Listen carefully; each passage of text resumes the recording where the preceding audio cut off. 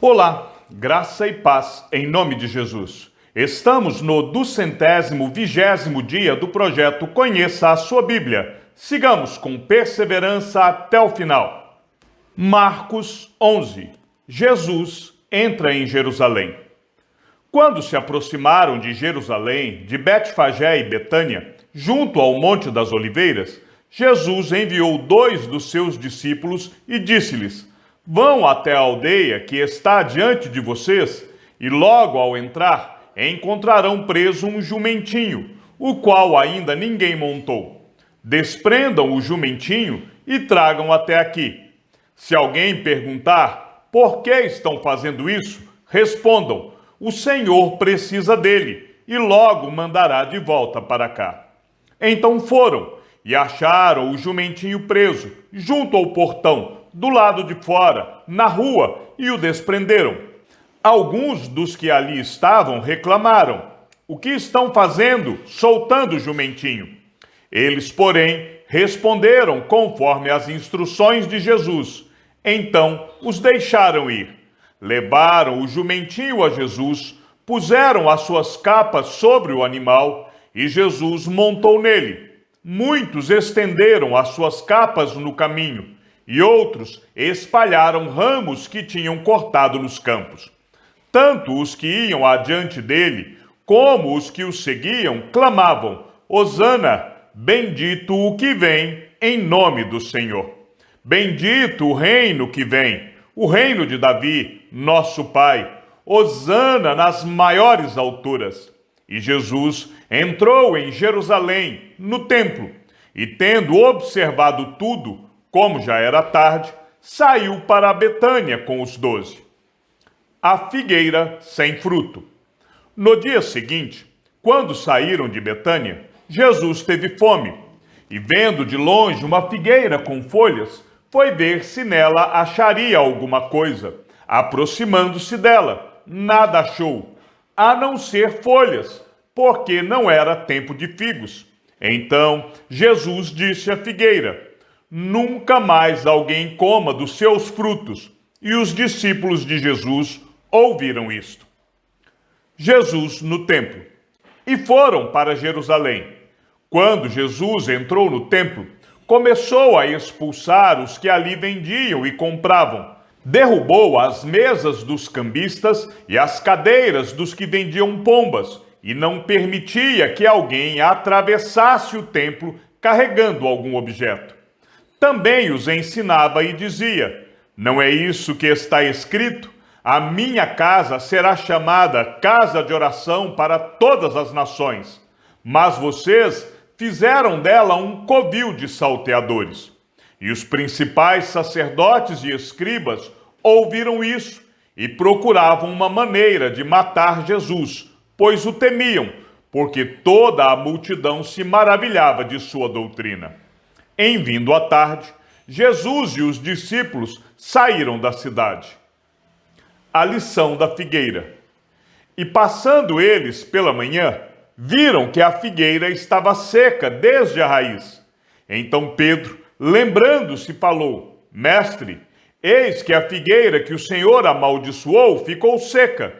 Ao que Jesus lhes disse: Tenham fé em Deus, porque em verdade lhes digo que se alguém disser a este monte: Levante-se e jogue-se no mar, e não duvidar no seu coração, mas crer que se fará o que diz, assim será com ele.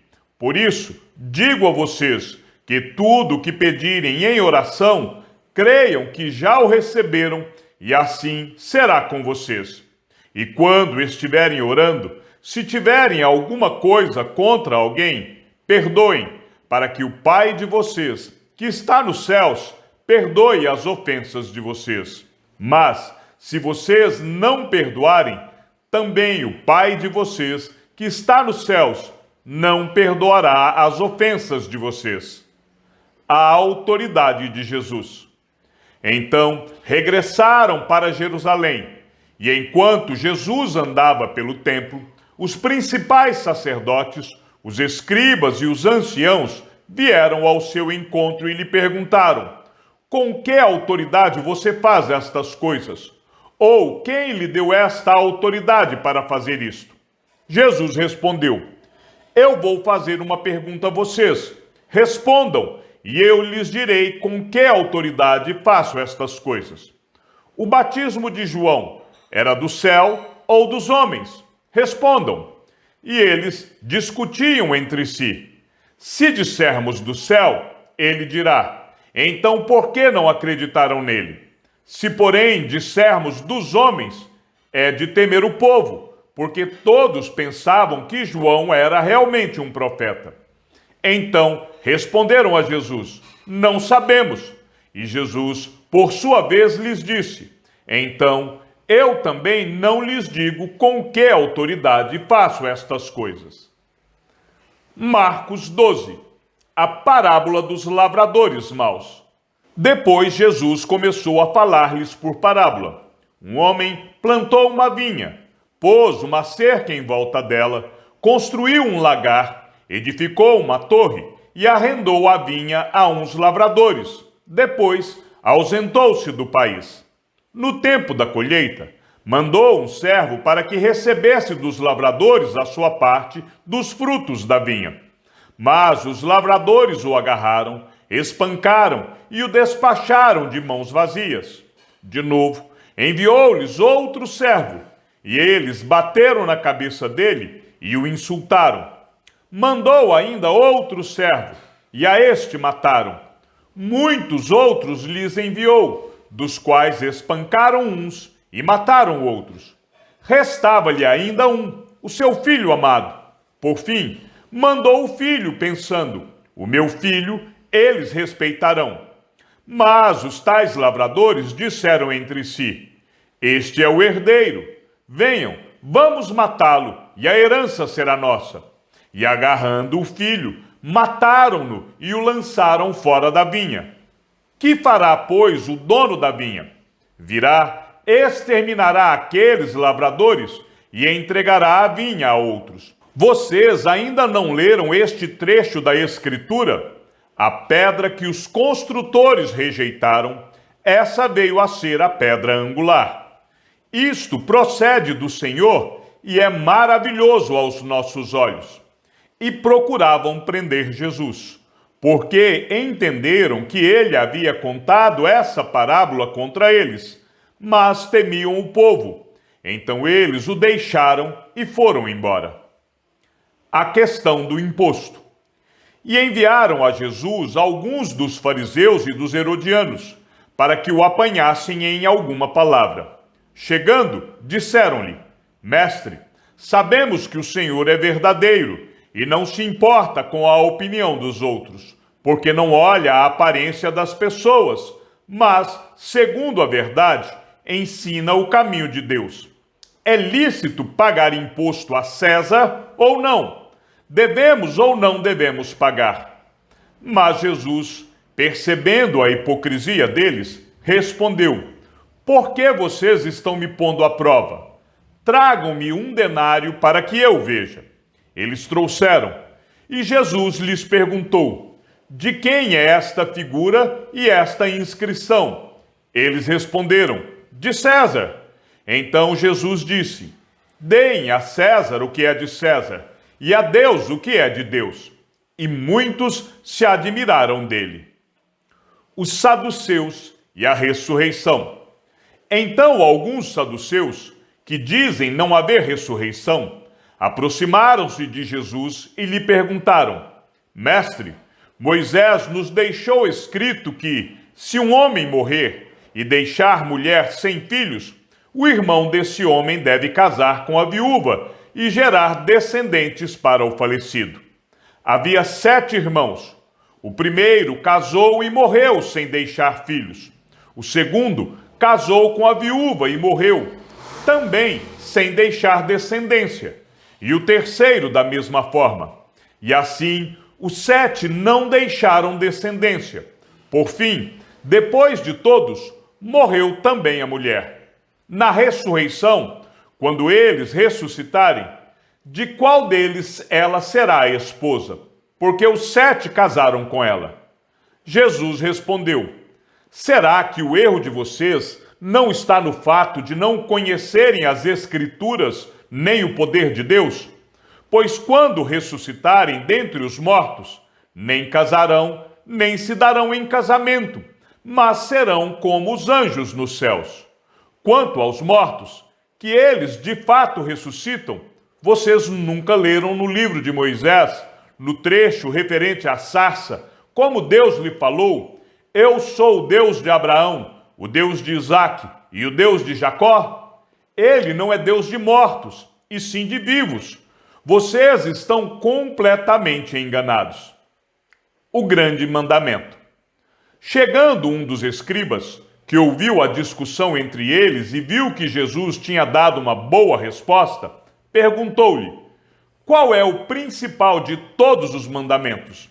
Jesus respondeu: o principal é: escute, ó Israel, o Senhor, nosso Deus, é o único Senhor.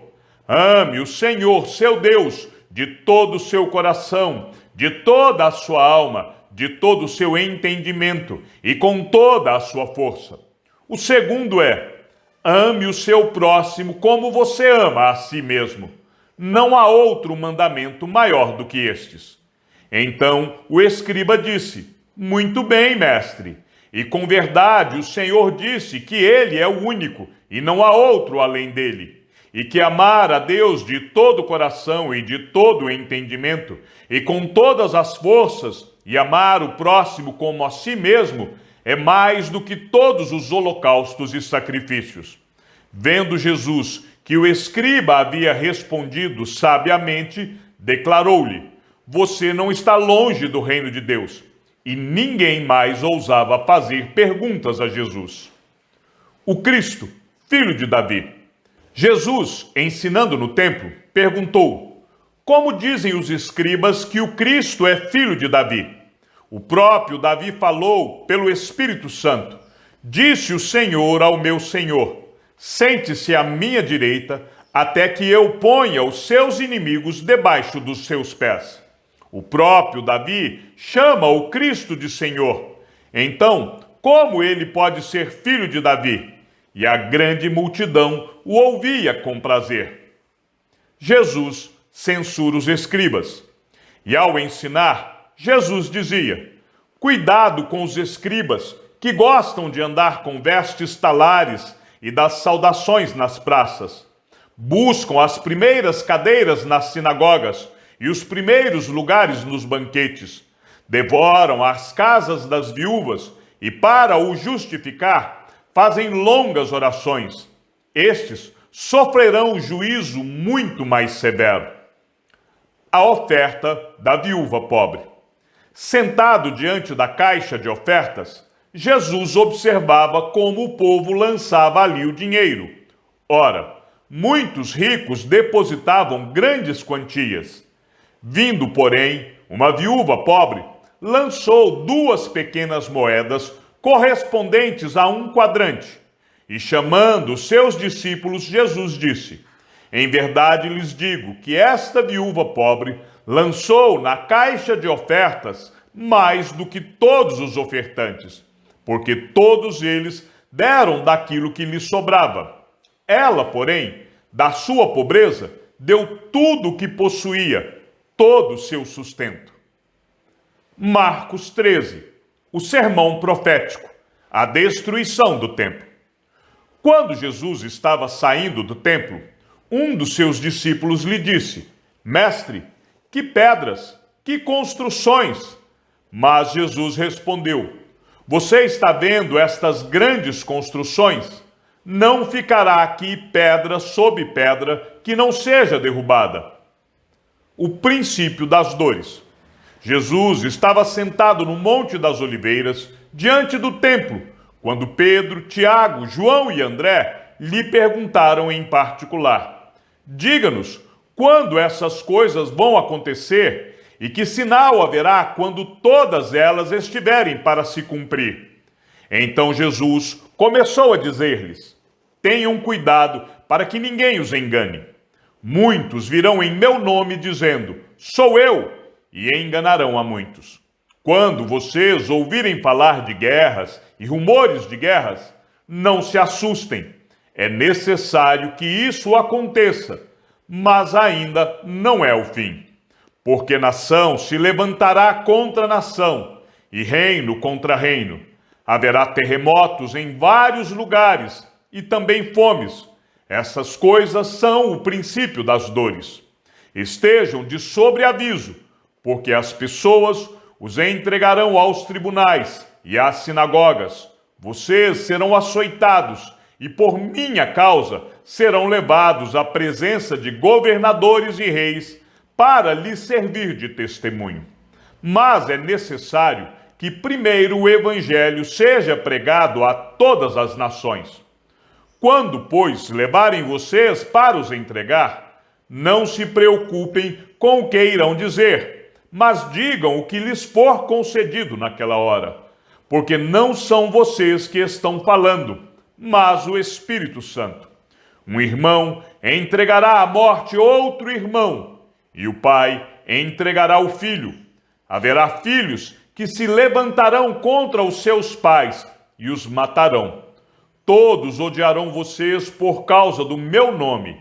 Aquele, porém, que ficar firme até o fim, esse será salvo. A grande tribulação.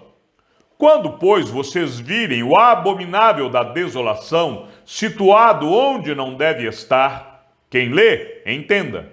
Então, os que estiverem na Judéia, fujam para os montes. Quem estiver no terraço, não desça nem entre para tirar de casa alguma coisa. E quem estiver no campo, não volte atrás para buscar a sua capa. Ai das que estiverem grávidas e das que amamentarem naqueles dias. Orem para que isso não aconteça no inverno, porque aqueles dias serão de tamanha tribulação como nunca houve desde o princípio do mundo criado por Deus até agora, e nunca jamais haverá. Se o Senhor não tivesse abreviado aqueles dias, ninguém seria salvo. Mas, por causa dos eleitos que ele escolheu, Deus abreviou tais dias. Então, se alguém disser a vocês, olhem, aqui está o Cristo, ou olhem, ali está ele, não acreditem, porque surgirão falsos cristos e falsos profetas, operando sinais e prodígios, para enganar, se possível, os próprios eleitos. Estejam de sobreaviso. Tudo isso tenho predito a vocês. A vinda do Filho do Homem. Mas, naqueles dias, após a referida tribulação, o sol escurecerá, a lua não dará sua claridade, as estrelas cairão do firmamento, e os poderes do céu serão abalados. Então verão o Filho do Homem vindo nas nuvens, com grande poder e glória. E então ele enviará os anjos, e reunirá os seus escolhidos dos quatro ventos, da extremidade da terra até a extremidade do céu. A parábola da figueira. Aprendam, pois, a parábola da figueira. Quando já os seus ramos se renovam e as folhas brotam, vocês sabem que o verão está próximo. Assim, também vocês, quando virem acontecer essas coisas, saibam que está próximo às portas. Em verdade lhes digo que não passará esta geração sem que tudo isso aconteça. Passará o céu e a terra, porém as minhas palavras não passarão. Exortação à vigilância. Mas a respeito daquele dia ou da hora, ninguém sabe, nem os anjos no céu, nem o Filho, senão o Pai. Estejam de sobreaviso e vigiem, porque vocês não sabem quando será o tempo. É como um homem que, ausentando-se do país, deixa a sua casa, dá autoridade aos seus servos, a cada um a sua obrigação, e ao porteiro ordena que vigie.